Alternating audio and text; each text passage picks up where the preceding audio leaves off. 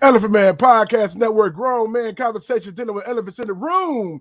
It's your man DB. Like, subscribe, share. I know it's the middle of the day, but Shabbat Shalom. Subscribe and share on all platforms. Elephant Man _ podcast at IG, YouTube, and as well as / Elephant Man Podcast on the Facebook, and show some of your so-called African-American artwork. Blessings to everybody.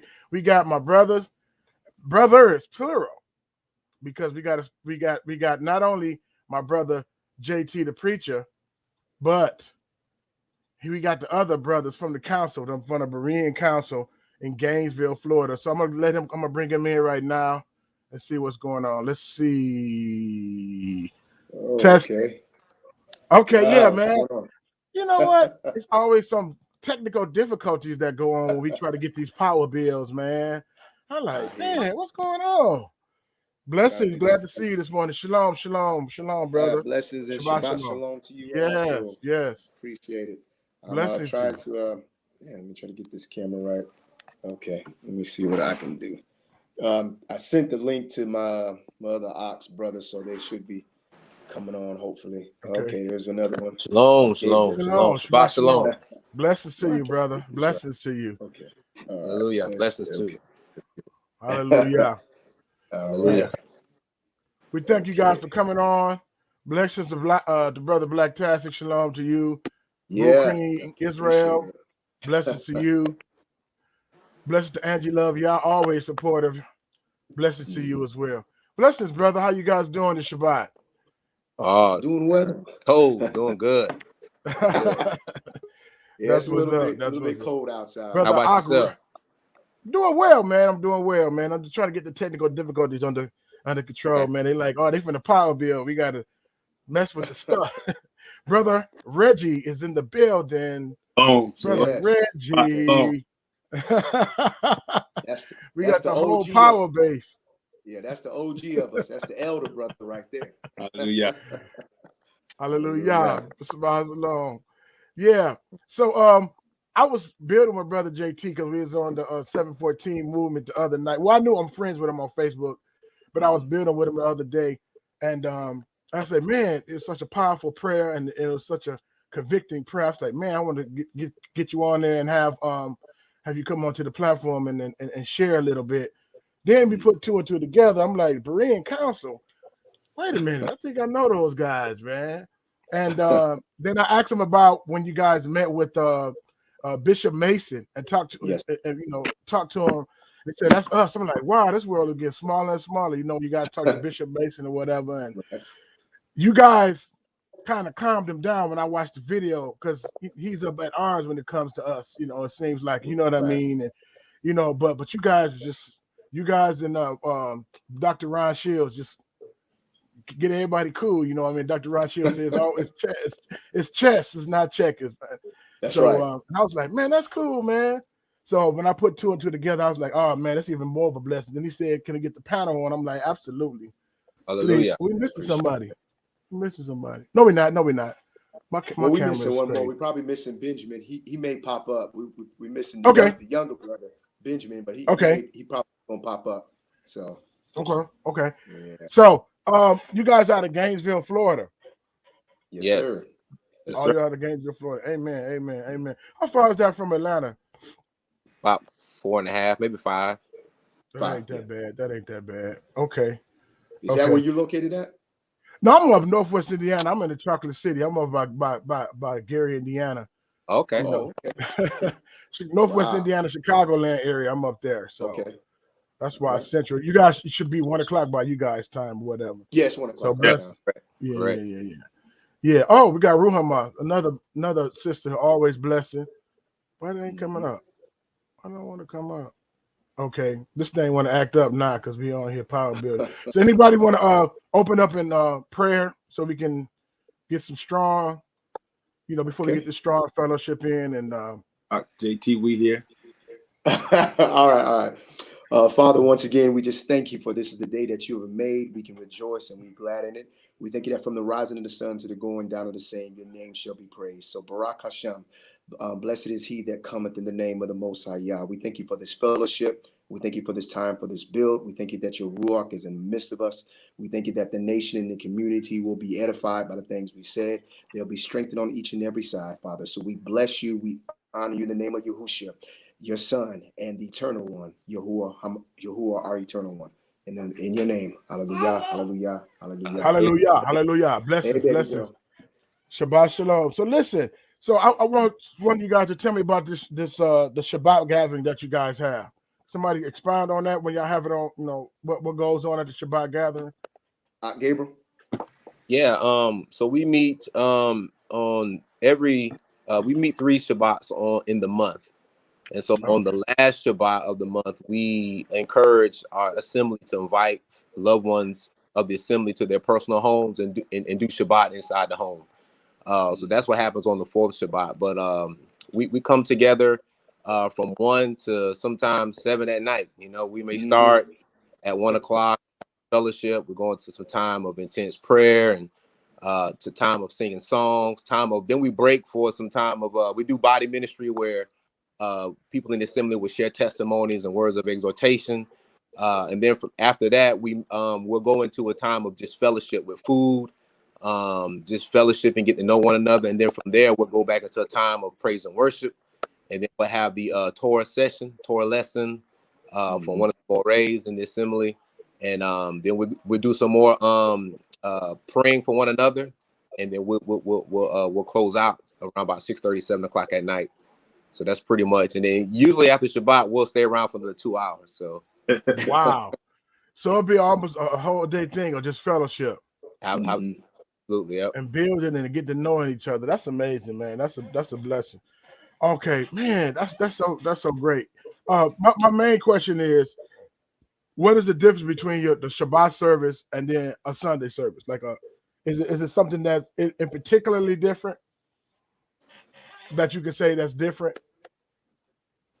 What we try to do with our Shabbat, first of all, when we're dealing with the Shabbat, we convey to our family, what we convey to the Mishpachah, the assembly, is that when you're coming to assemble, it's not like, in church, if you miss a Sunday school, no, we don't do that. What we say is we want you to have a heart to regard the Shabbat and regard it for what it is, as a time of assembling and a time of being in the presence of Yah, but also being taught and edifying one another. So, the reason why we're able to stay so long is because we built that family, that family unit. So it's like, when we look in the narrative in the book of Acts, and they went house to house, and you'd see Shaul, maybe he preached to where a joker would fall off dead and he had to bring him back to life according to the narrative.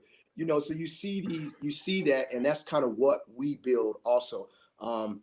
In the midst of us assembling, we're constantly talking with one another, chopping it up, making sure, hey, how you're going, what's going on with your family? Do you need this? Do you need that? So the constant showing of the support.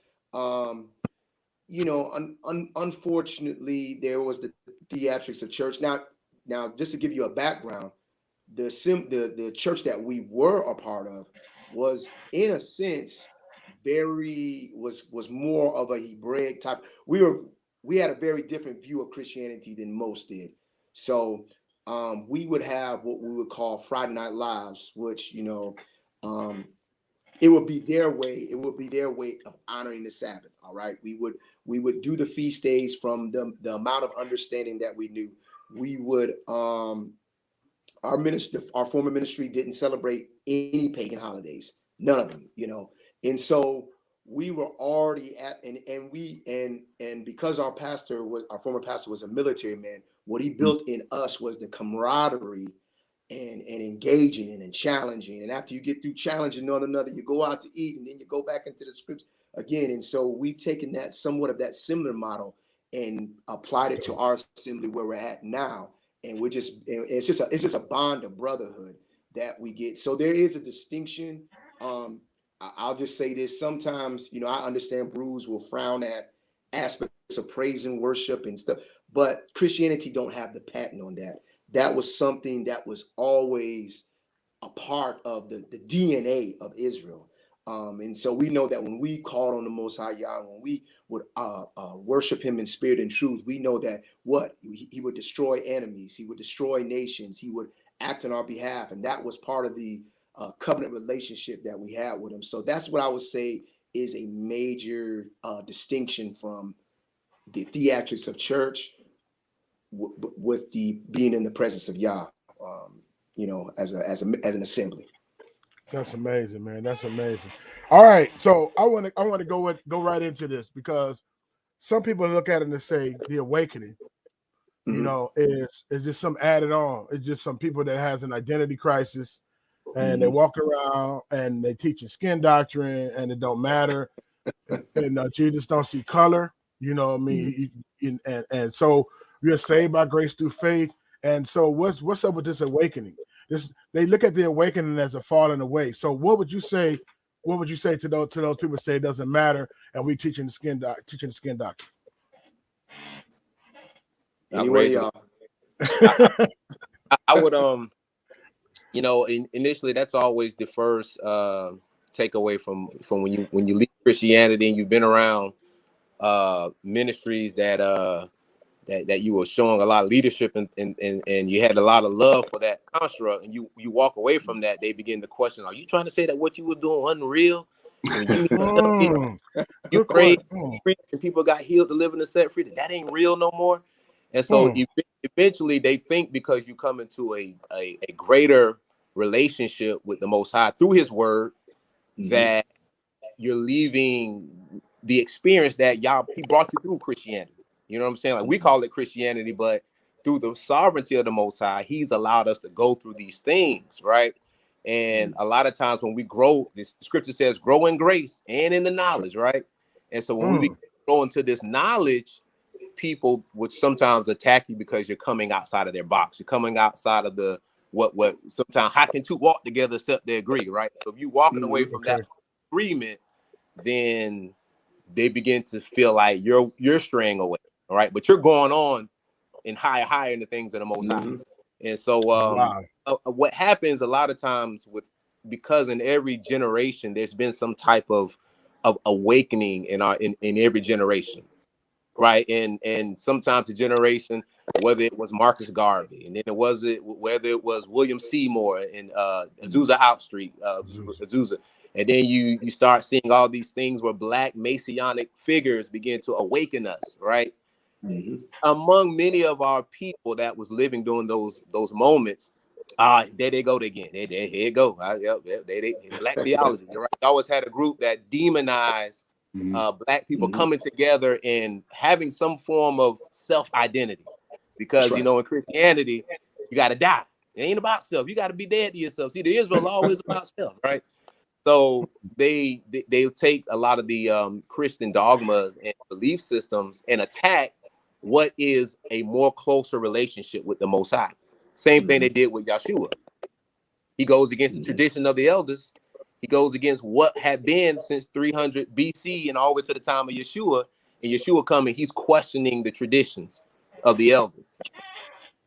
That's what the awakening is. We're questioning the traditions that has been passed down from generation to generation.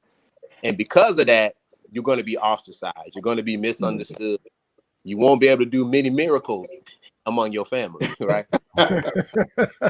Amongst your family, man. That's amazing. That's amazing. That's really, really, really amazing. Go ahead. So go ahead. Yeah, I agree. I agree. Is observing. I'm seeing Agree's face. He observing the whole situation.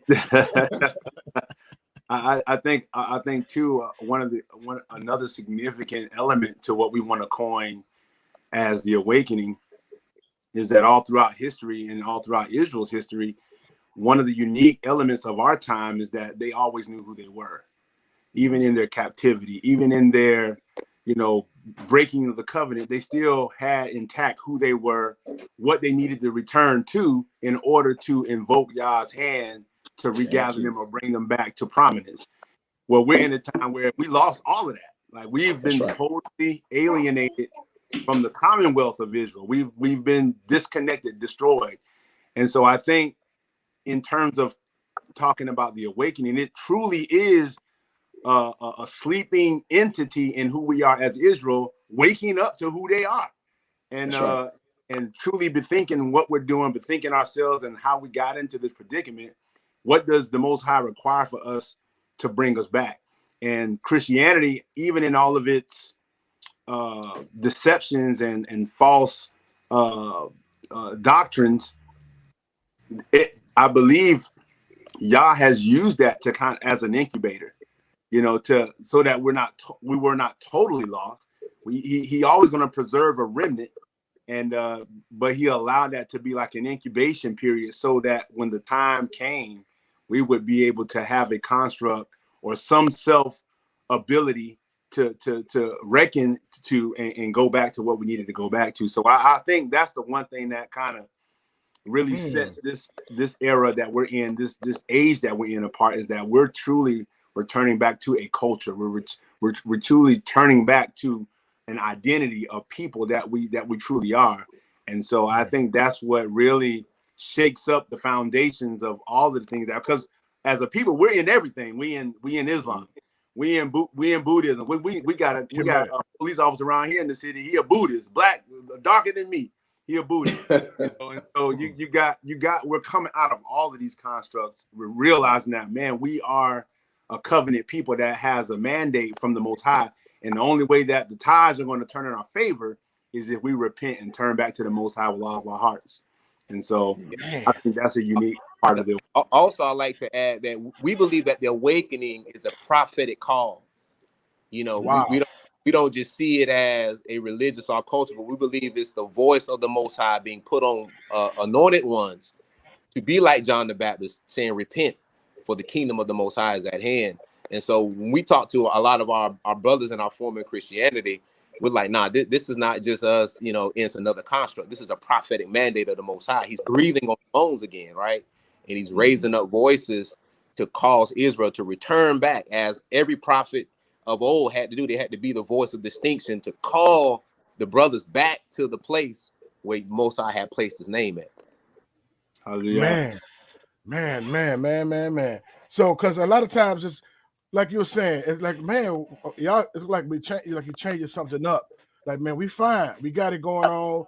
You assimilate to the culture, do what you be a law-abiding citizen, but not a law-abiding citizen. That's kind of funny, playing on words.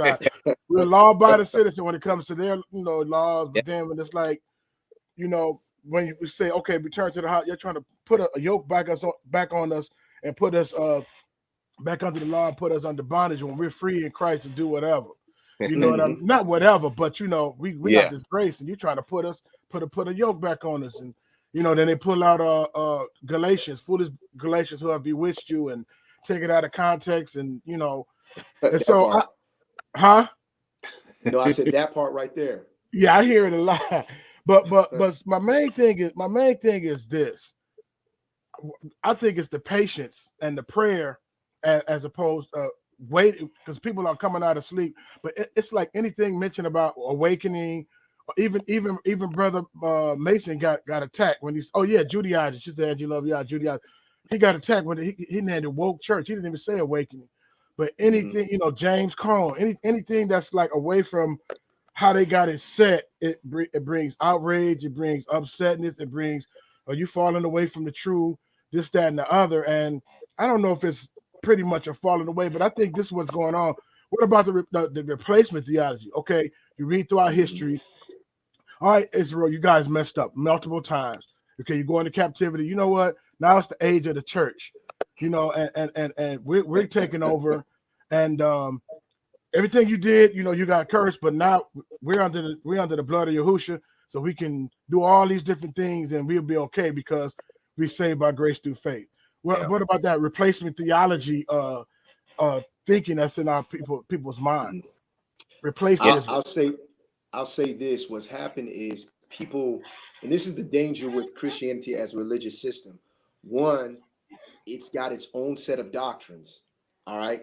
It's got its own viewpoint of the covenant, not understanding that even if you read what we would know as the New Testament narrative or during the Roman captivity, that covenant that the Messiah came, that covenant is still part of Israel, whether they are blessings, whether they are cursed, whether they are in captivity, whether they are not.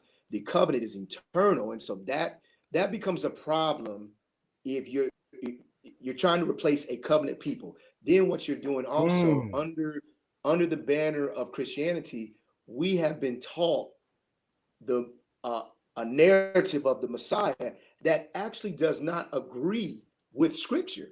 So one of the Benjamin that's not here, he always says you can't separate the Messiah from his people. The reason why this Messianic figure, the reason why Yahushua is on the scene is to do the work for the Father, for the covenant people that he is a part of. Now, when I say that, let me be clear. When I say that, some people be, so are you saying other nations cannot be saved? I'm not saying that. But if other nations are going to hear about this Hebrew or this Hebrew Savior that is to come, it's going to come through what? The word of the Israelites. You know, and so I think that's a narrative that we got. The reason why you have to use the church to replace Israel, because all nations know, one, they had a confederacy to wipe us out. But they know that if once we line up and we take our place, our Messiah returns, he brings judgment on the world. And then we used to always say this in church, the whole creation waited upon the manifestations of the sons of God to take their place. Well, if we actually take our place, then the nations that have made a confederacy or the nations that have surrendered their heart to Hashatan, they've got to fall and be destroyed. And everybody comes up under the subjection of Israel, which Israel as a nation has been covenanted to be the kings and priests of the earth. A religion can't be no kings and priests of the earth. And so those are the things, and that's another thing. Who, you know, now I throw these questions out and I ask Christians, who did God make a covenant with? Did he make it with the people or did he make it with the religion? And when you begin to look at it through that lens, then you can see the scriptures through a whole different narrative. So, yeah. Wow. Yeah, I would say when a lie is all you've known, then the truth is inconceivable. And many of our people were birthed by replacement theology. That was your indoctrination. So that's your DNA. Right. So when we talk about replacement theology, you're not talking about something that you took a class. You've been learning that since you've been saved. You know what I mean? And so when you come into this truth and you're trying to tell people that now here's the hypocrisy, because even in Christianity, we still believe that the Jews in Israel are the people of the Most High. Come on. The Jewish. We know that most Christians, Vocab alone and all these, believe that Israel is important and that those who bless Israel gonna be blessed and those that curse Israel. So they already believe that. And so they believe that they're Gentiles, right? But at the same time, now that we confess that we are the people of the book and we happen to be melanated, then Israel does not matter. Right. It don't matter.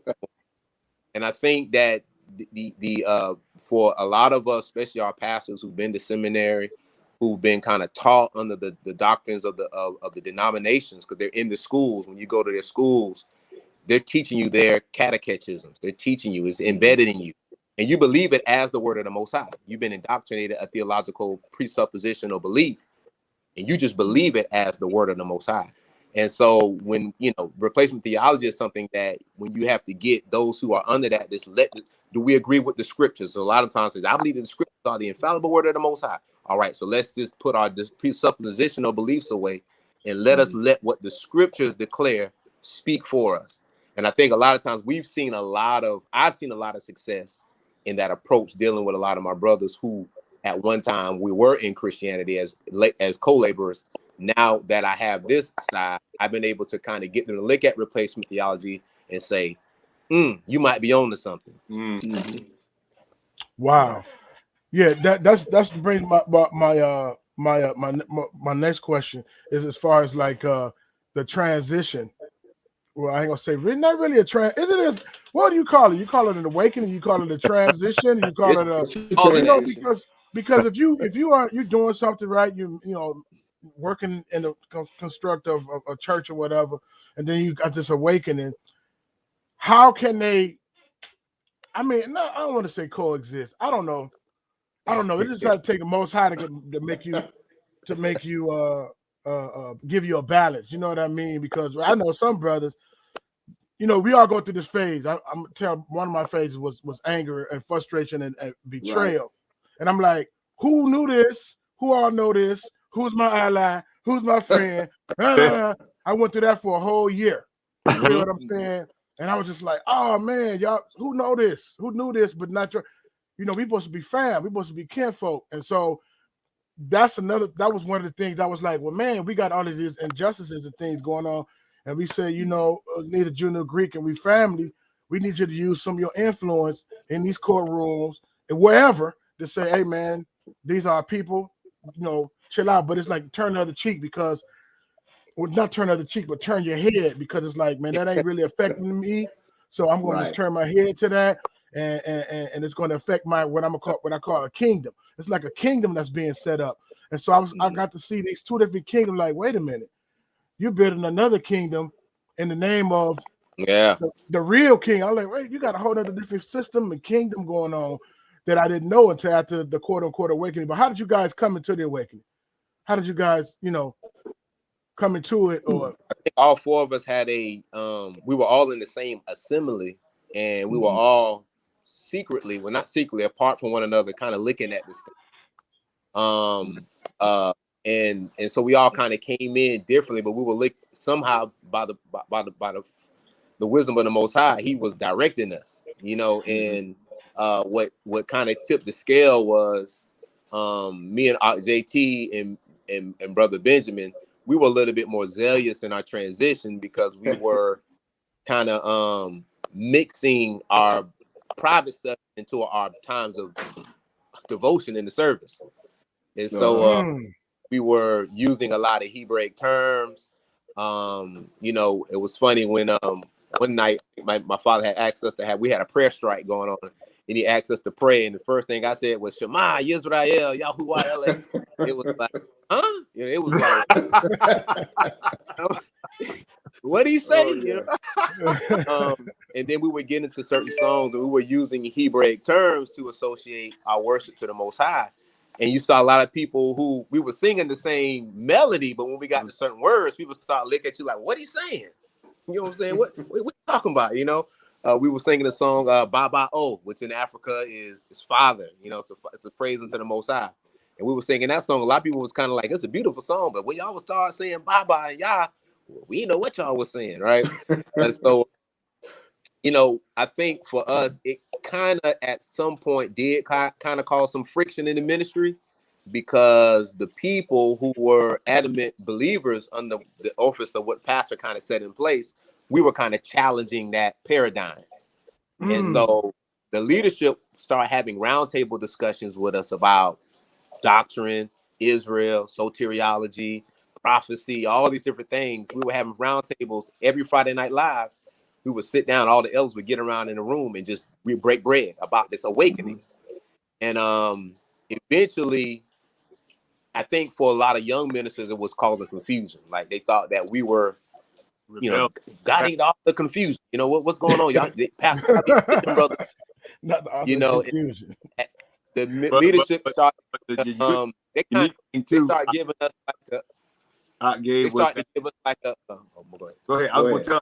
Right in there, the unique element was that the pastor is my and Aunt Gabriel's biological father. He's Aunt Thomas. Aunt Thomas has been with us. We've been around since high school. Yeah, you know, 93. So they look. I mean, this is like our dad. Like we're watching father and sons like have this sharp, you know, contention about the scriptures and what we're supposed to be doing. And so it was really like it was polarizing in the ministry, to say the least. They was like, well, they know us. They done watched us, you know, as single men, get married, have families, raise up ministry. We're leading, we're pastoring, minister of music, leading worship, leading outreaches. We're doing all of that. So it's like, well, we know these some good brothers, but this is like, what is like, so it was really like a polarizing stretch of almost 6 months here of trying to navigate this path to try to bring our ministry to this place. I mean, it wasn't about us wanting to go out and do something. We were like, we believe this is the Most High ordering our steps to the next paradigm. Like he's bringing us out of this era of church, this age of church. And so that was kind of the approach we were taking to bring our brothers and sisters along and make this transition. But that Thomas always said that Christianity is a hell of a drug. Like I'll say this. That's the power of belief and doctrine. It's like once it is entangled into you, we don't realize how powerful it is in our lives and how we live and what we do. And when you attack it or you feel like it's being attacked, everything in you raises up. Everything in you raises up. It's like, well, for God I live, for God I die. People raise up and defend their faith. So, I just wanted to add that piece in there just to give him a behind the scenes look at how real delicate, the whole process was for us, because we were dealing with not just our spiritual family, but this was actual like family, having. I do want to say this, like our roundtables lasted almost a year and a half. So it wasn't like just one. Right. We were having like almost quarterly. And initially when we started out, there was a lot of us, and then it got lower and it got lower and it got lower. And then the Most High placed it on Benjamin to like, hey, listen, Pastor, we need to get ahead of this awakening, because we know that sometimes people would be like, they would see what our brothers in the camps do. All right. And I often say this, everybody's got a doctrine, but everybody's doctrine is not a position for me. What the camps do, they do. Now, I may not agree with them doctrinally, but that's what they do. So what happens is sometimes the negativity of their stuff gets placed on us. And so we were like, okay, let's go ahead. Good point. Yeah. Let's go ahead and be this bridge and this gap, so that those that are awakened, because you probably know, we met Pastor Stephen Darby, and it was one of his messages that I received from my cousin, Kevin Ben Yahoo, when he was like saying, can you disprove this message? So that's what led to my journey. Like when he talks about all of our journeys, so Gabriel, it was his elder month. He was going for eldership. And he was looking at the whole Israel thing from systematic dealing with on our job, the oppression of our kids, the redlining, the work, the prison. Reg was looking at it from a different angle, and then Benjamin was looking at it. So we were all looking at it from this different angle, and somehow or another, the Most High brings us together. And it was me when I said, hey, fellas, I said, I think I'm pretty good at searching stuff out. Check this video out, because it was another one on Who Are We? I said, check this video out and analyze it and make sure I'm not crazy. Because I did not want to be like, okay, I hope all my life mind you, I battled with Hebrew Israelites, our brothers in the camps back in 07 and 08 with my Christian jargon, and I was strong. You couldn't tell me I used that Galatians 3 like nobody else could, so I dealt with them on the street. Now, I need to go back and say, I'm sorry, brothers. Y'all was right. Okay, I was wrong. But that's just the, the dynamics to this awakening. And so in the end, we would have tried, we did have a desire to stay. And I think our pastor actually wanted us to stay, but majority of the leaders at that time was like, nah. And they kind of gave Pastor an ultimatum. He set us down. And then even sitting us down, then it was like, okay, can y'all give me time to shut y'all's videos down? I'm like, Pastor, we told you, once this thing gets moving, we can't stop. And so we were trying to balance Berean counsel while doing our duties for the ministry that we're at. But it just came to a point in time where the most I was like, listen, I know what I've called y'all to do. You're going to have to go full throttle with it. And so then that's when we kind of had to leave. Me and Reg kind of pulled out. Like, for me, if I couldn't preach and teach, then what you want me to do? And Gabriel was the one that got us in trouble. That's a funny thing. Gabriel's the one that got us in trouble because it was his last eldership. And what was the message, Gabriel? I'll let you tell it. What was the message? It was called He Will Gather. It was the last my last night of carrying the ministry for 30 days straight. You had to cover all bases of the ministerial duties for 30 days, which means Bible study, Friday Night Live, preaching on Sunday, any small things that had to happen throughout the midweek. he would call you because that was your month to do it. And so my last night fell on a Bible study night. And I had already talked to my dad to kind of where I was kind of headed in, because all of my messages for that month had an Israelite theme. But on that night, I just kind of made it very obvious that night it was called He Will Gather.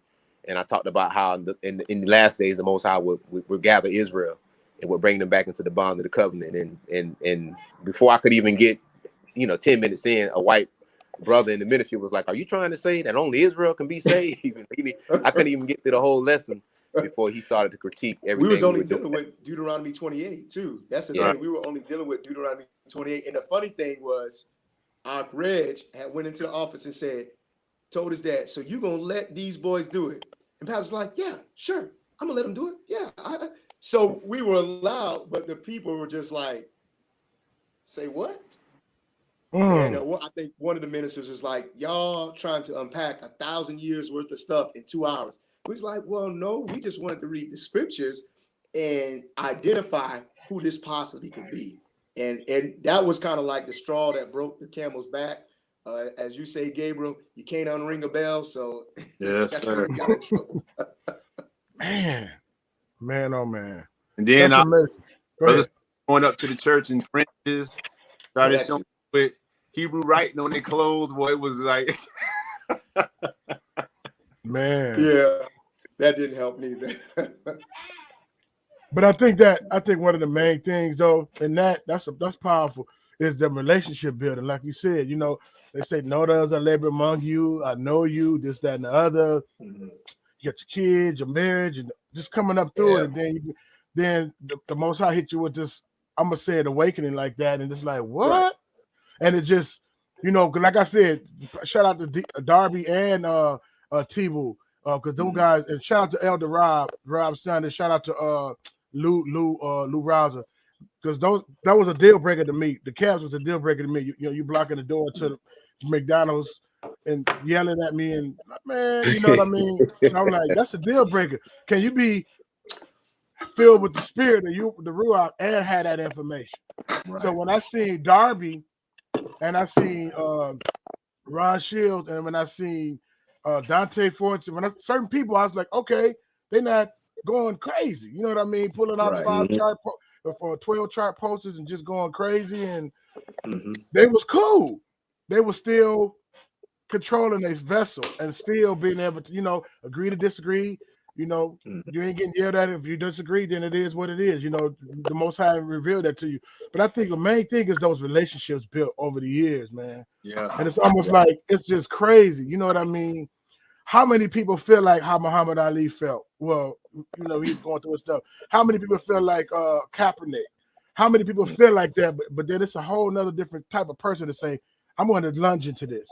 I'm going to take a stand. I'm going to start saying Shema Israel, Adonai, during service. We ain't been doing this. We've been here, and all of a sudden we're doing this. It's like, foolish Galatians, who have bewitched you? The blah blah blah blah blah. And then go through this whole. Whoa, wait a minute! I thought you said those are labeled among you, and now I'm getting tossed to and fro with every silly wind of doctrine or whatever. And it's like, wow. So I think those relationship things is what makes it hard. But my thing is, what do you say to those who suffer in silence? And what I mean by that is I have people come like how what's the guy name in John 3, Cana Yahusha? Nicodemus. Man, why couldn't think of that? He came to me at night like, hey, man, I had to come when nobody was around. People ask me, man, are we the people?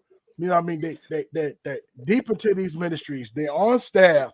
Their whole family is in ministry. And they come to the side, ask me, because that's got to be torn.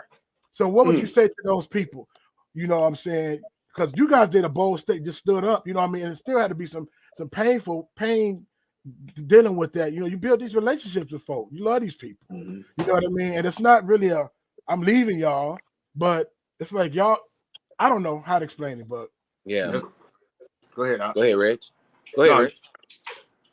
Now I would say to them that what the Most High is bringing them in, it's life or death, and not to be careful about what y'all is doing with you, to own it, and suffer, you know, that's part of our suffering, that when, you know, the things that we love and we want to protect the most begins to hurt us, right? To understand that that's what it is to be close with Yah, is to be distant from everyone else.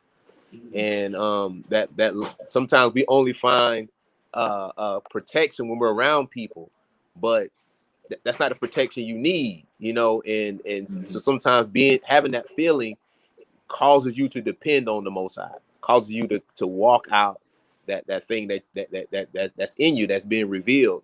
And so I would say for us, we didn't have that fight, mainly because all four of us was going through it at the same time, and we became aware of it, and we leaned on one another.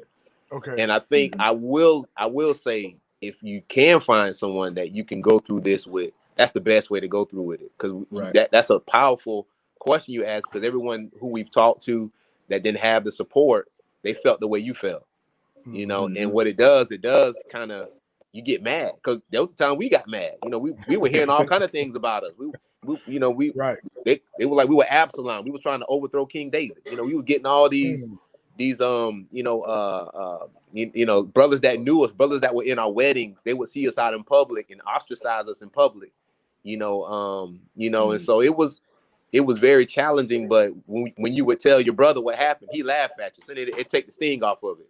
Let me tell you what someone did today, man. He did what? And he busts out laughing at you. Then you kind of like, all right, yeah, I shouldn't have got mad, you know.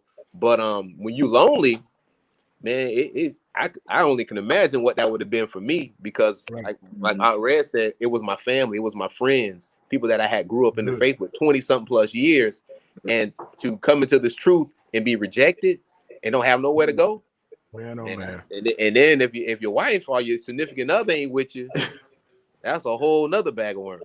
Yeah, a whole different dynamic. Another thing too, is I think a lot of times, you know, one of the detriments of being in Christianity as long as we were, is we were always kind of looking at the scriptures from a symbolic or spiritual application. So it really didn't mean what it meant or what we were reading. It was just principle we needed to be able to extract. But one of the things I'll say is, in this time and in this transition that we've been in, is like, I've seen more in my life very literal things that add up to what our fathers and ancestors went through. You know what I'm saying? Like we struggle with the separation, we struggle with the tear, you know, that is made because of our decision to follow Yah. But that's the first act of our father Abraham. The first act of obedience is him leaving everything that he knows. That's the very first that the Most High asks him to do. And so we boast about, you know, being the ancestors. We are the descendants of Abraham. Well, do you know? Do you remember that your father, the first thing that Yah asked him to do was leave his father's house and his country and his kindred and go somewhere where I'm gonna show you? So it's like we're in this awakening. That's what we're experiencing. We're saying that we're coming out of and leaving the things that have been near and dear to us, that we've known all of our lives, and we're going where the Most High gonna take us, where He's promised, a place He's gonna show us and bring us into. And so, you know, I would say, you know, to our brothers and sisters out there that are in that space, is, you know, change your perspective. You know, look at it as a glorious thing. Look at it as a privilege to be called the son or daughter of the Most High, and how this actually affirms that, because now you're walking out the very path that our ancestors had to walk out. You're having to act on the very words that our ancestors had to act on. And it goes back to what Gabe was saying about when you do that, there's a prophetic mandate that there's a wind that's on you. There's a wind that's blowing on you, that's causing you to walk out and walk into the destiny that the Most High has already penned for us from ancient times. And so, you know, they just need to be encouraged, man. It's, you know, if you're gonna reign, you gotta suffer. You know what I'm saying? It's oh man, no glory without suffering. So that's good. That's good. That's amazing. I'll say this also, like, this transition, you finally recognize the scriptures are real. You know, we've always, when we was in church, deny yourself, take up your cross, and follow me. Well, with embracing this truth, I can see why Hamashiach talks about in Matthew 10, unless you deny mother, father, unless you know, this truth will be like a sword, mother against father, father against mother, mother against daughter. And so that's what you're seeing. So within this awakening, it is it's the scales being removed from your eyes, and you're seeing what Hamashiach has to go through as far as, are you willing to go all the way for the truth? Now, along in this journey, this is where you got to trust the Most High. He's got to be your affirmation and your confirmation. You've got to be able to stand upon his word and know that, sometimes you may think, am I crazy? And listen, we've all went through that. And that's the benefit of me having my brother, because I was like, I hope that I'm not crazy. All right. I hope that I'm not, am I being deceived? And, we also have brotherhood with Rebirth of a Nation, which came down here and did a thing for us down in Gainesville and came to several of our Passovers. We were able to pull from them because they were also ones that transitioned with no brotherhood like us. They were able to transition from this same thing. So this journey does become difficult, but that is where you have to trust the Most High and trust this process. All right. Dealing with your family at your home, and all of us can testify. One thing that I didn't do was I didn't browbeat my wife into it. There was just what I allowed my wife to do is, you always say, let your light shine before men, they see the good works and glorify the Father which is in heaven. So I begin to let it be a process for her. From the things that I eat, well, honey, you don't have to buy that no more, blah, blah, blah. From the reading of the word, let's come together as a family. These are things that you progress along the way. Be led by the Spirit on when to engage. If you're still in your ministry and you want to engage your headship or your leadership, be led by the Ruach, but also have an ear to hear when the Most High is like, let's go, son, let's go, daughter, you got to go. I need you to step away from it. Let it go. And don't. And it's easier said than done. But that's why Shaul commissioned him. Yah has not given you the spirit of fear, but a power of love, a sound mind, a disciplined mind. And you just have to have that. You just have to hold fast to that. I always often tell people, listen, I'm not mad at anybody. I'm in the truth. So I'm going to hold fast to that. Now, what other people choose to do, that's fine. I'll continue to be an example. I'll continue to let my light shine. When the opportunity presents itself, I'll continue to declare the truth of Yah's word. But that's where you just have to hold on. We always say all the promises of God are yes and amen. Well, you really have to hold on to those promises and know that the way of truth is a way of separation. And we're all going to have to go through this until the Messiah returns. Man, oh man. I don't know what happened to Ak. He can come back in. He'll probably come back on. Okay, but yeah, okay. So the two, we got like few questions left, man. This is amazing deal, man. But this is really, really good for people, man, because that suffering in silence is real crazy. But hurt people. And so I think that once you come into the awakening, this is my opinion, you need a time to process it. You need a time to take it in. You need a time to deal with the doubts. You got, because if you go out and your anger stage, because it's different phases too. If you go out in your anger stage, you can end up like some of the camps. Or you go out in the anger stage, you could be like, and so now it's not drawing all men to him. You say, I'll be a light to your feet and a lamp to your path, or I'm the salt and light of the earth. If we all out here bitter and angry and frustrated and hurt, then who are we going to draw? Who are we going to win? You know what I'm saying? We could do more harm than good. And so I believe that we need to take it in. And I think one thing that helped me is I was in between, like you said, the Darby and Tebow and a few other people, but I was in between churches. You know what I mean? So I got a chance to process it.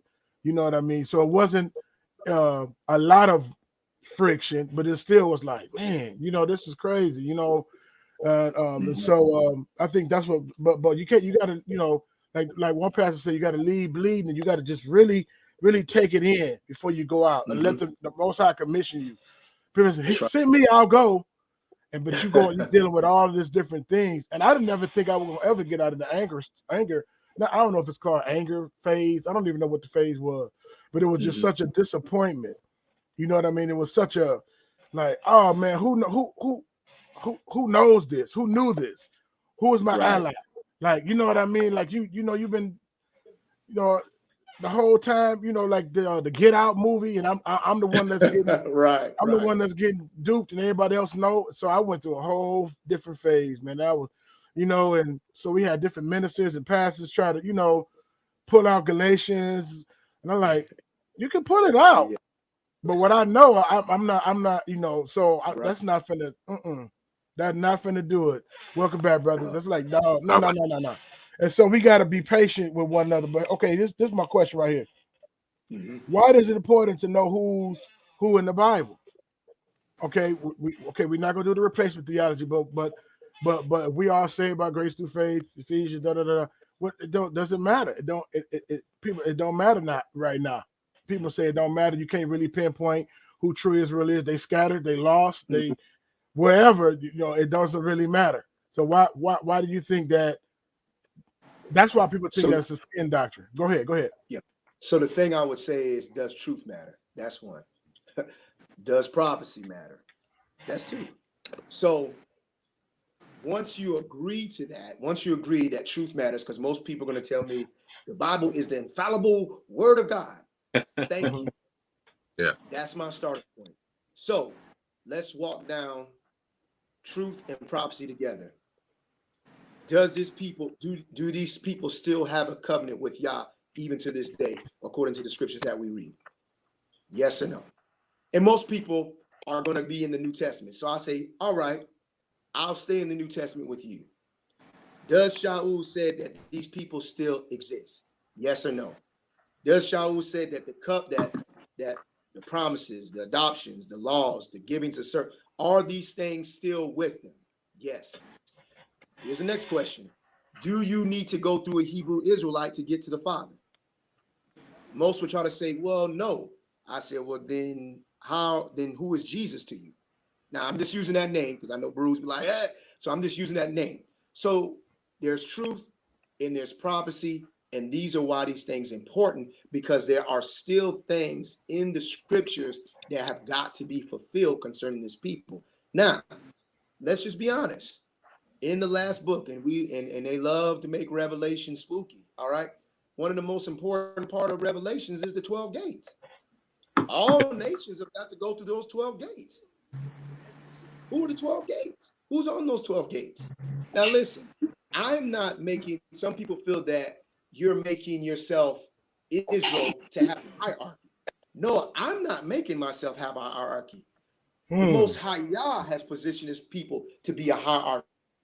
But here's the thing, not in a form of unrighteousness and wickedness like those that have oppressed us, but in righteousness. And so that's what I'll just say to anybody. Does truth matter? Does prophecy matter? And if it does, then this is the reason why I would like just say, put it this way, say I'm not Israel. Whoever they are, I want to cling to them and be joined to them so that I'm not destroyed when the return of the Messiah takes place. Because whomever these people is, the Messiah's assignment is to redeem or be redemption for this group of people. You, nor I, nor anybody can get around that. And so that's what I'll say to anybody on that. Wow. Yeah. Wow. That's amazing. Okay. Go ahead. Did you ask, do who people are in the scriptures matter? Is that what you asked? Yeah, because some people, I mean, I guess it's, it's like, okay, you're Israel, you're awakened, so what? Now what? That's the attitude. It's like, we all, it don't matter. Why you tripping over that?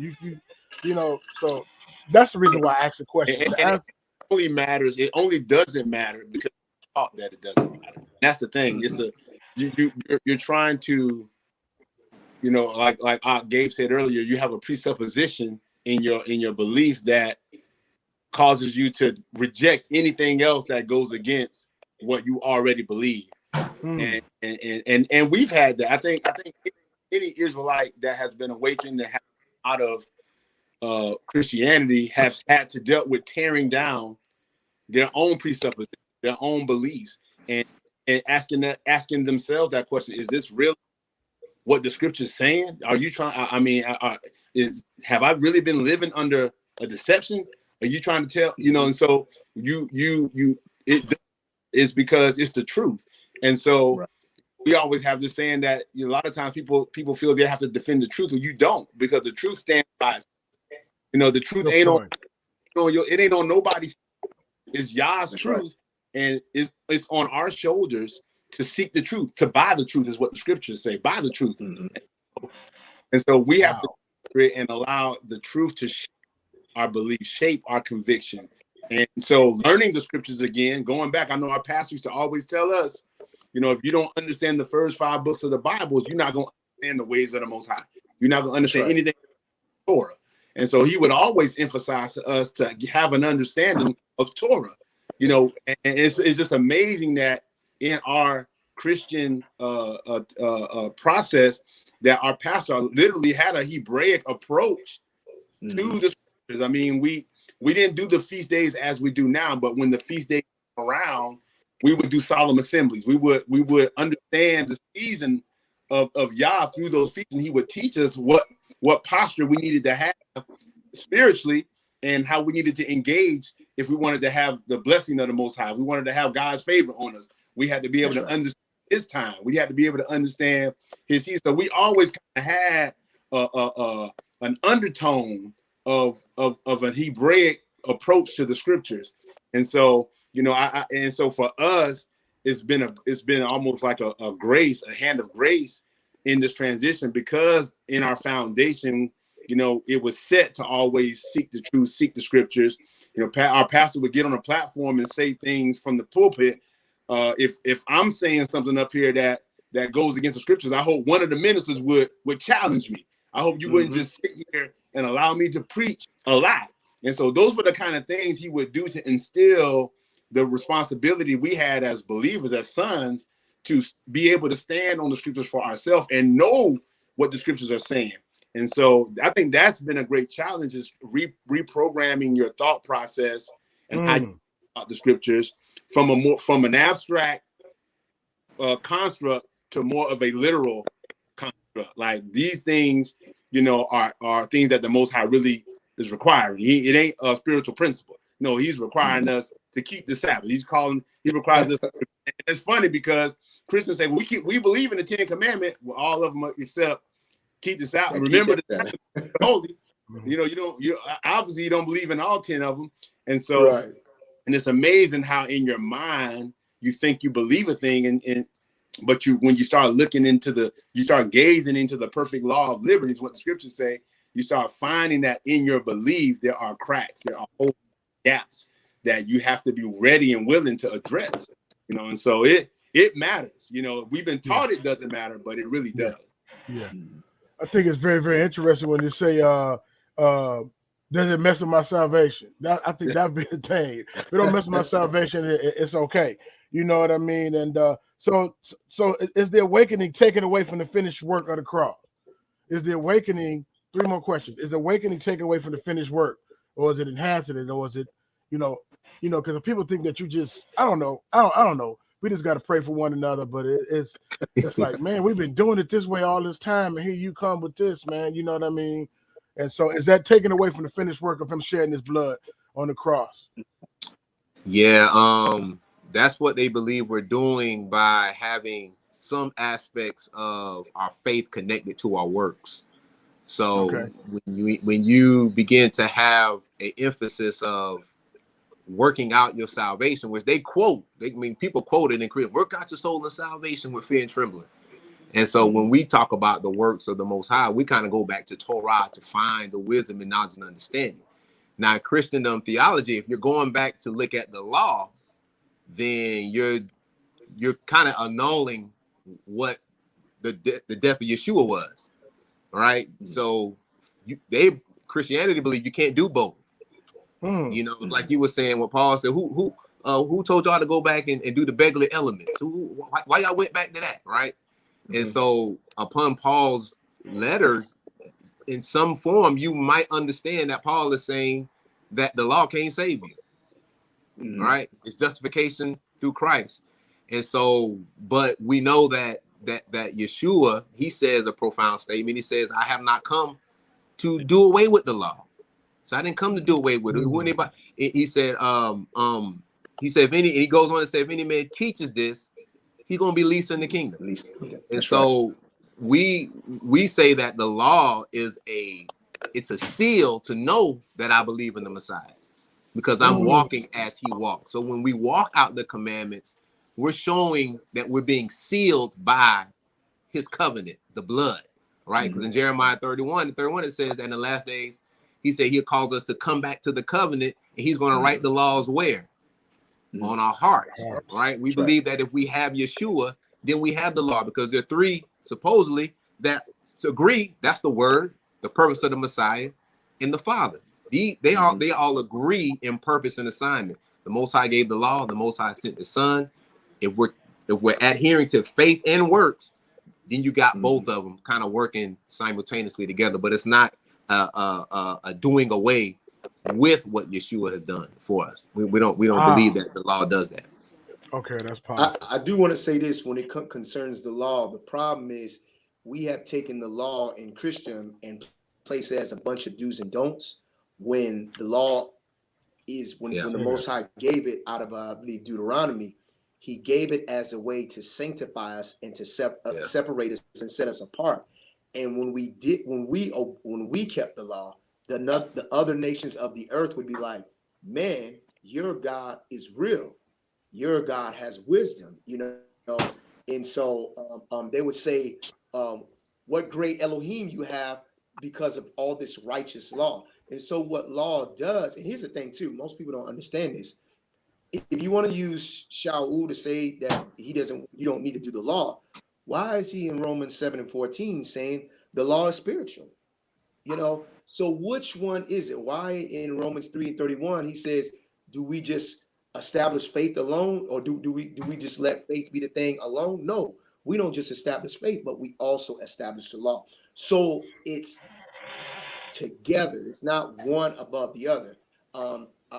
Benjamin would say that a lot of times within Israel, say an Israelite, he just felt today he just want to go smash a chick. So he'll smash a chick and then go use a turtle dove or whatever, make a sacrifice to forgive sin. So he's using the law, but he's using it wrong. He's using it in wickedness. You know what I'm saying? So he would be wrong in the way he would do it. And so it was never about do's and don'ts, but it was about separation and being a distinction from the other nations of the earth.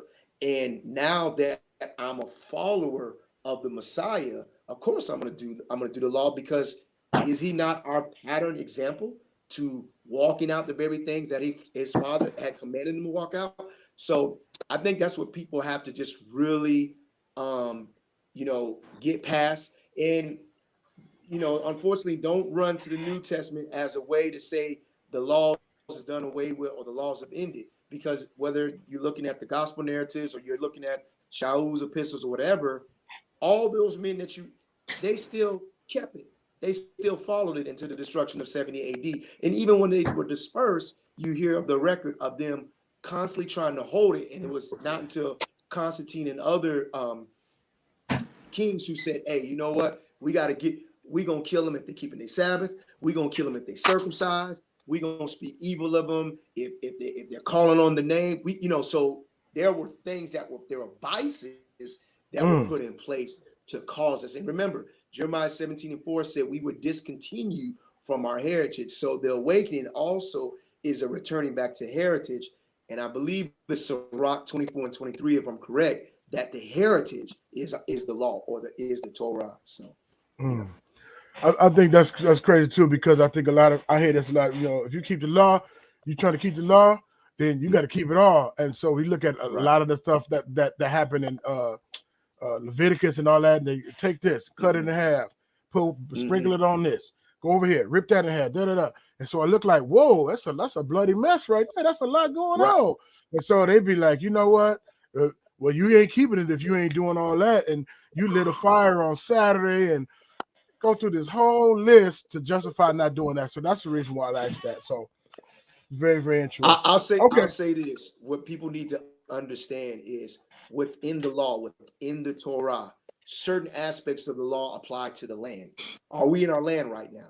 No. So we can't operate in that. So I wouldn't be keeping that because I'm not in my land. Dealing with a woman's administration, her menstrual cycle. I'm a man. What do I need to know about that? But if my wife does go through that, I know how to cleanse myself. Let's deal with laws on leprosy. Now, for the most part, leprosy has been cured, correct? We would say it's been cured.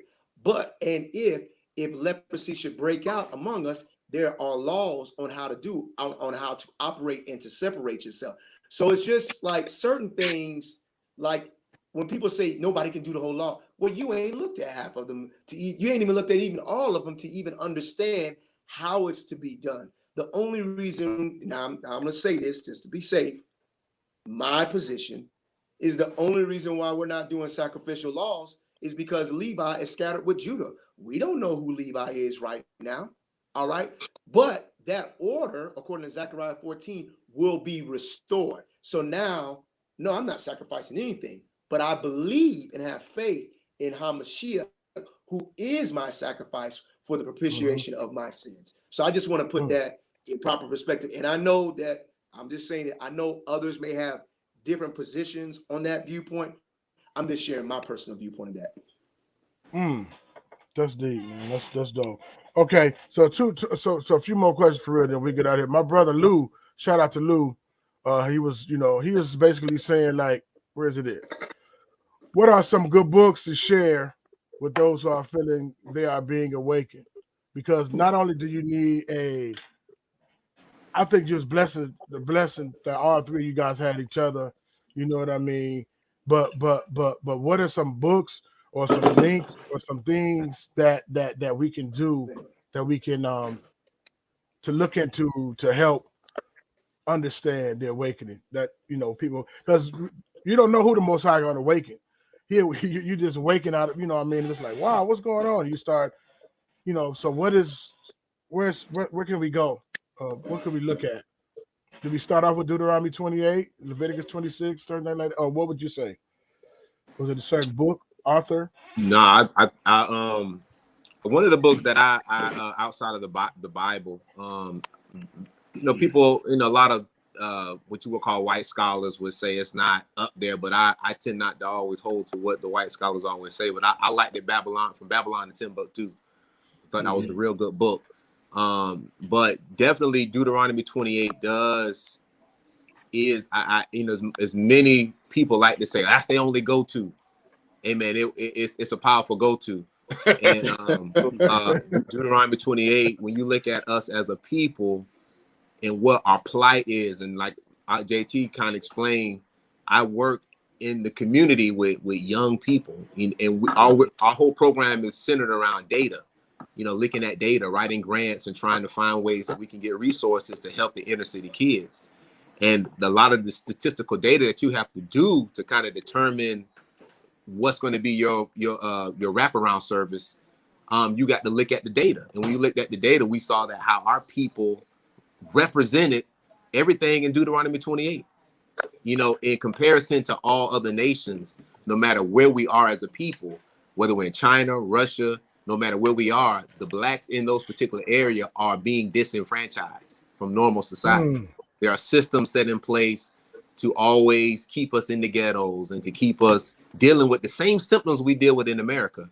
And so for me to kind of look at those things, I couldn't get away from what was declared in the beginning, what was declared to Abraham about Israel, what was declared to Moses and to the children of Israel about where they would be throughout the entire history. You can always find them. Why? Because I'm going to put this curse on you. He says, and whether you walk in obedience, then what Israel was always known. It was the most powerfulest kingdom on the planet when they walked in obedience. And history proves that and shows that. But it also shows that when Israel acted a fool, they were handled by other nations, right? And as we can see today, we have been handled by every nation. Psalms 89 is so powerful because it says that there's a confederacy among the nations. And it's their desire to what? Cut us off from being a nation, that we will no more be a people. And when we look at our plight here in America, no matter what we've done to uplift ourselves, there's always been a hand to destroy us. And so for me, that Deuteronomy 28 is a very powerful verse. Definitely look at the prophecies and look at history. Look at history and see if the prophecies have been fulfilled. And what we've been doing now is kind of going through history, working our way from now and working our way back and looking at what all the prophets declare. Because some people believe that all the prophecies have been fulfilled, right? Some people are preterists. Everything that happened, you know. But we know, according to the prophecy, that there's still some things that we're waiting to be fulfilled in our day. And so when you understand, okay, this prophecy, then who is the prophets prophesying to? Is he prophesying to the church or is he prophesying to a people? Right? And when we begin to understand, like you talked about, the who, what, when, where, how is critical when you're reading the text. But most people hadn't been taught to look at the who, what, when, where, how, because when they look at the Old Testament, they're still thinking about the church. They're taking things that belong to a people, taking it out and saying, now this belongs to the church. We got the blessing of Abraham. Right? But ain't nobody trying to go, ain't really nobody trying to go back to the land that the Most High promised us. No one looking toward Israel. No one seek after Israel. Right? That's what the prophet said. And so I believe that for us it's not necessary. And then, man, be very prayerful. Be very prayerful in your search. Don't negate the power of prayer and fasting in this moment in time, right? We're trying to find the Most High through books. We're trying to find the Most High through written things that men have given us. But if we would just draw nigh to him, he'll reveal himself to us. You're not going to find the Most High in a book. You're not going to find his will in a book. All right. All the patriarchs before us didn't have a book. But what they did, they had the power to build an altar before him. And the Most High would come down in that place. What is our altar today? Prayer. Prayer is our altar. It's the incense that we burn to the Most High. And in that process, when we do it, what does is the Most High begins to have a supernatural encounter with you, and he'll confirm things. Now, everything you read should not be revelation. It should be confirmation of what the Most High is already revealing to you. Everything you read should be, wait a minute, say that again. You said everything you read should be confirmation and not always revelation. Yeah. That's right. Wow, that's what's up, bro. Dang. And so we have to kind of lean on our ability to build altars. The ancients understood why they built altars. Altars was not just, it was a portal between man and the Most High. Say that. And what we see now in the awakening is that we don't know how to build altars. Right. And so we're going after books. We're going after theological presuppositional books. We're going after all these. We're going into history. We're trying to find everything in history. And when we look at history, the history that we have today, all the scholars and the archaeological evidence and everything, at best, they're all fragments. Man. Out of all that the Vatican have under the Vatican, they still got fragments of history. They don't have it all. So we're not, anything that we get from a written standpoint at best is a assumption, because we don't have the autobiographies of these texts. We have copies of copies. We have written texts, rewritten in different languages, and we believe that in that working that we have, that's what we have. That we think in those things we got eternal life. But if I'm gonna tell you right now, if it was that easy, why do we all got different belief systems? Right. Because we all got the book. When everybody read the book, they're reading something different. But I guarantee you, if we encounter the Most High through an altar, we all gonna get the same presence. Right. We all gonna get the same. We all gonna get the same word, because the Most High ain't divided. He gonna speak to you. He gonna speak to me. He gonna speak to everybody. No matter if we build an altar, he'll get a revelation. Right. I'll say this, and I think I don't see this as a drawback to the awakening, but intellect is not going to draw you close to the presence of Yah. Matter of fact, he frowns on that. You know, if you're going to draw close to Yah, your prayer, the praise, and worship. We have to remember, and as a people, as a nation, the things that bring joy to our Father. Yahushua said this: they that worship him must worship him in spirit and in truth. For what the Father seeketh that. So study, read. Those are great. I'm not knocking that. But your intellect and your understanding and your wisdom is nothing without a heart of worship, is nothing without knowing how to approach Yah. Most High, it wasn't, we hear this, the narrative of Stephen getting ready to get stoned.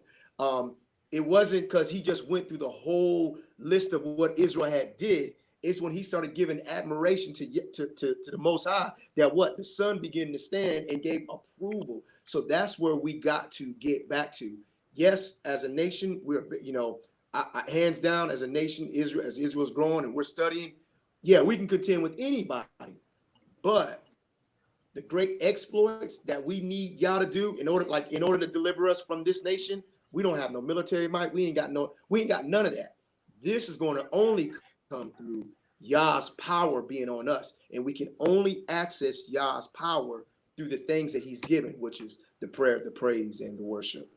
So wow.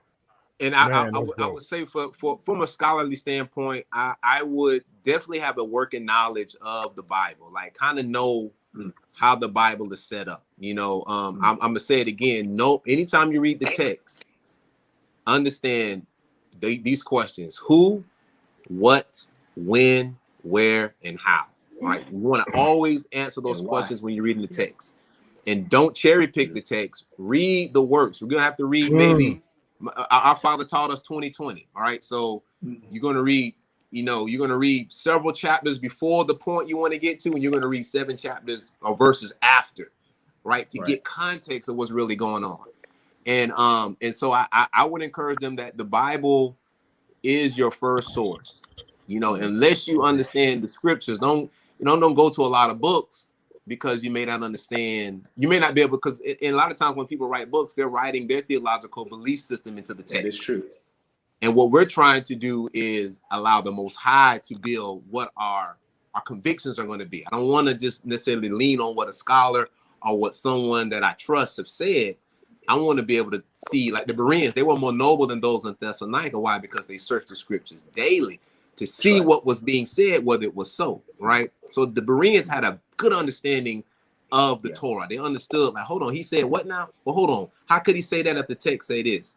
And so, I would say understand the first 5 books, understand prophecy, and always ask yourself who, what, when, where, how, and do a study. Do a study on history. Do a study on the captivities of Israel. Right. Do the study of what happened. When they went into the Greco-Roman world. That's a very critical point in the turn of Israel, moving away from a religious standpoint for more of a political point. Israel became a very political state during the Greco-Roman period, and understand what happened. And then from there, look at Josephus, the Antiquities of Josephus, and what he said during that time in Tacticus. These guys were supposedly, history says they were eyewitnesses of what took place during the destruction of Jerusalem from 64 and almost 70, 71. And then study Paul's letters, the epistles, and what times they came about. Right. And understand terms like Jew and Gentile. Understand that sometimes Gentiles don't always mean Israelites that are not blood. Sometimes a Gentile can be one that's an Israelite, but does not practice the law. All right. Or they don't. They've been Hellenized. They don't practice circumcision. Right. And so you definitely got to understand terms like Jew, and all these terms. If you don't understand them, alone will cause you to believe something differently, right? That's right. But if you understand the terms and how they were being applied, then you can have a better understanding of what's being said. And so that's why I say a lot of times when we've been given the Bible, even though we haven't been in church, there's already doctrinal beliefs that are being pressed upon you. You just haven't even, and you really haven't been a student of the word. And so I would encourage anyone to have a very understanding of the wording. Maybe look, have a Hebrew concordance and kind of work yourself. Those are like some of the tools that have changed my not even a concordance, but a blue letter Bible. Get the blue letter Bible, use it on software. And when the scriptures are saying things, go find out what that word means. But those things have really changed the way I have looked at the scriptures. And so that's why I would say that we at Berean don't really use a lot of works in different studies of different people. We've just been taught to kind of know that scripture and study it. And lately, because I have a good foundation there, I don't have a problem with going and looking at other books because I got something that I'm already anchored. So nothing can't sway me if I'm reading it. Mm-hmm. Wow. Man, that's it right there, man. So how can we man, this is a blessing. This is really, really a blessing.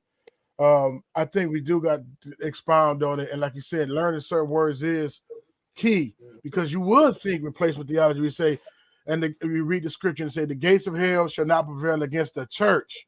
You know, Right. on this revelation, I build my church and I come back to rescue my church. So when you hear these words, you're like, oh, replacement. They replaced them. Israel messed up too many times. Church coming in, predominantly Gentile, bam, let's go. So everything you hear about dealing with Israel, now that means church now. You know what I mean? And so that's very interesting you said that. So the last thing is how can we get in contact with you guys? How do you guys tape your Shabbat gatherings? How can people like continue to study and stuff?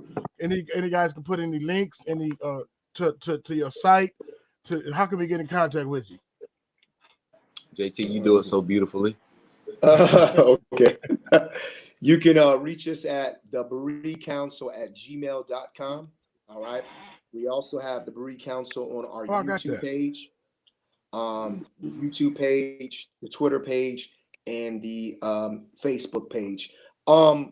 We haven't been recording a lot of our Shabbat services because it's been getting a little bit more personable, and so it's been ministry being involved. But we will start back that.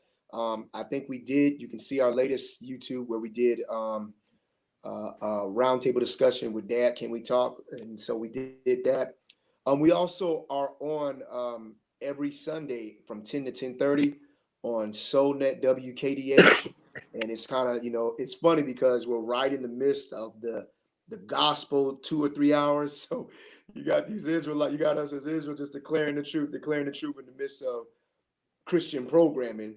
So normally like I said, you can go to soulnetwkdh.com at 10 o'clock, or you can just wait for us to either share it either on my page or share it on the Berean Council page. And we're located in Gainesville, so if those that desire to come visit and fellowship with us, like I said, just hit us at bereacouncil@gmail.com, or just Facebook Messenger or anything like that to reach us. Man, that's so amazing. That's so amazing. I really, really thank you guys coming on. It's really, really amazing. I appreciate you, brother. Ak Reggie, Morey Gabriel, JT the Preacher, man. Bless you guys. All right, this is the last question. Absolutely. No. So everybody, all the Hebrews, Israel, and all scattered all over, they got headphones on.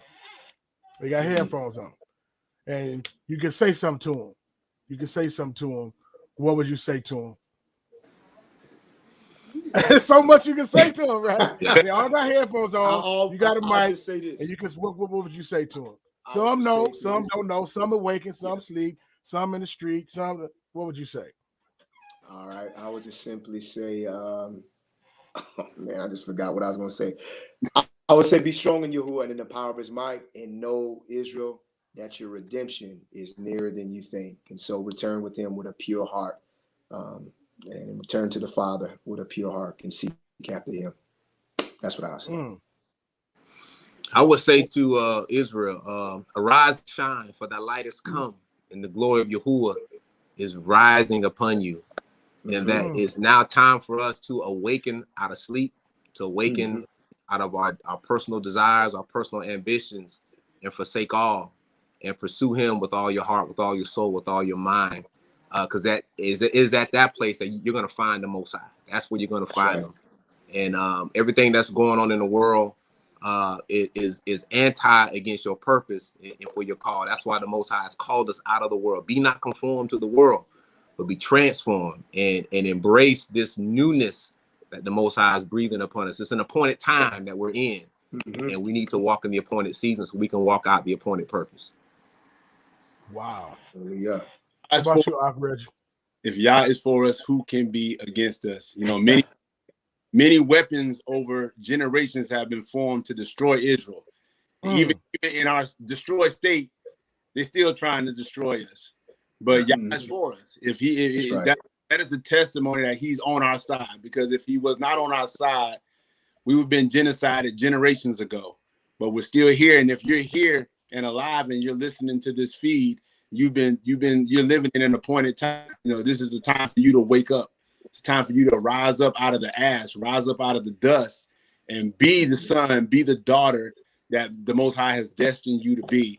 And no matter where you are, whether you in prison, whether you on the streets, whether you in singing and banging in the game, whether you in church, no matter where you are, the Most High is calling you out of them constructs. He's calling you back to your heritage, your identity. He's calling you who you are, and the promises that he gave us even from ancient times.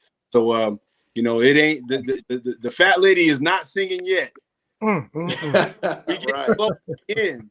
We getting close to the end, and it's just time out for playing. It's time out for being afraid. It's time out for being timid. Like you asked earlier about those in silence. It's keep not silent. It's time for you to cry loud and spare not. You know, that's right. That our children now are on deck. The blessing that we have is that our children that we've born have been raised in this truth. That's right. Our children are not having to come out of Christianity. Our children are being raised up in the truth. And so we want to be a catalyst for that next generation that will usher in the kingdom of the Most High, and where Israel will be back on the throne and ruling in righteousness.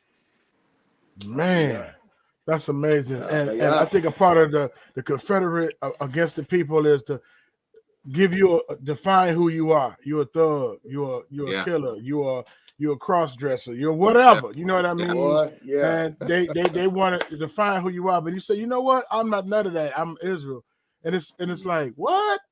People get upset when you say that.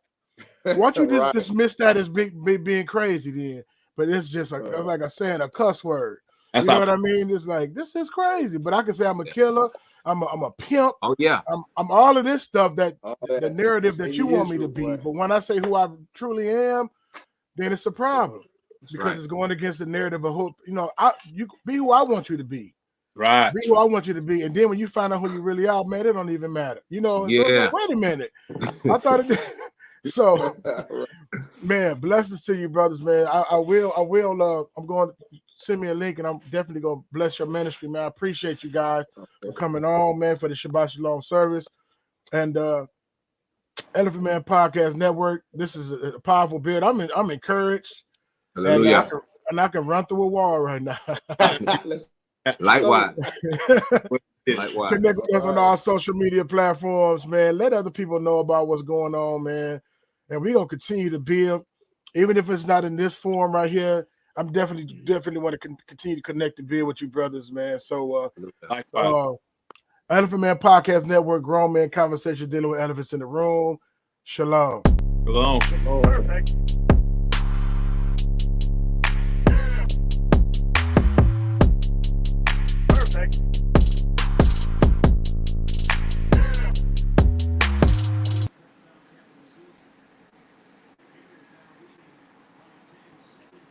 I don't know